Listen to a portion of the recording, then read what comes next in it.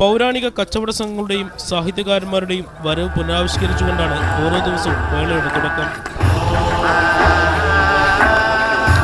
പ്രമുഖ സാഹിത്യകാരന്മാർ പങ്കെടുക്കുന്ന നിരവധി സെമിനാറുകളും മേളയുടെ ഭാഗമായി നടക്കുന്നുണ്ട്.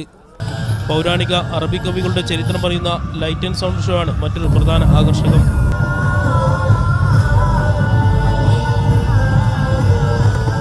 കരകൗശല വസ്തുക്കളുടെ പ്രദർശനവും വിൽപ്പനയും ഇവിടെയുണ്ട്. നാടൻ കലകളുടെയും പാരമ്പര്യ നൃത്തങ്ങളുടെ മത്സരവും ഉക്കാതുമേളയിൽ നടക്കുന്നുണ്ട്.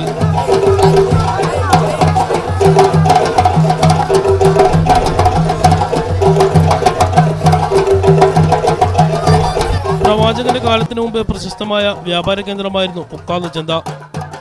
അറബി കവികളുടെയും സാഹിത്യകാരന്മാരുടെയും സംഗമ കേന്ദ്രം കൂടിയായിരുന്ന ഈ പ്രദേശത്ത് 10 വർഷം മുമ്പാണ് സാംസ്കാരിക മേള ആരംഭിച്ചത്.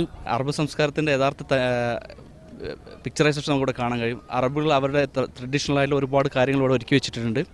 വൈകിട്ട് 4 മുതൽ രാത്രി 10 വരെയാണ് മേളയിൽ പ്രവേശനം. സമ്പുഷ്ടമായ അറബി സാഹിത്യ ചരിത്രവും സൗദി പാരമ്പര്യവും വിശദമായി പരിചയപ്പെടുത്തുന്ന പടിഞ്ഞാറൻ മേഖലയിലെ ഏറ്റവും വലിയ സാംസ്കാരിക ഉത്സവമാണ് തായിഫിലെ സൂക്കുക്കാൽ. നിന്നും റബി മുഹമ്മദ്, മീഡിയ 1.